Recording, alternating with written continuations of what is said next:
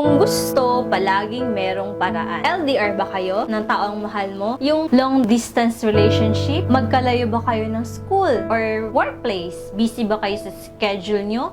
Sa tingin ko, hindi yan sapat na rason para hindi mo magawang i-text o kumustahin yung taong mahal mo. 24 hours a day, 7 days a week, 30 to 31 days a month. Grabe naman. Sa mga oras na yan, wala ka talagang panahon para sa taong mahal mo. Kahit sa simpleng tawag or text, matutuwa na yan na naalala mo siya kahit madami kang ginagawa. Kahit yayain mo siyang magsimba para naman mapanatiling matatag yung relasyon nyo. Hindi mo ba yun kayang gawin? Kahit maglaan ka lang ng konting panahon sa kanya, lahat naman ng bagay nagagawa ng paraan. Maliban na lang kung ayaw mo din talagang mag-effort para mapasaya yung taong mahal mo. Lahat naman magagawa para sa taong mahal natin. Diba?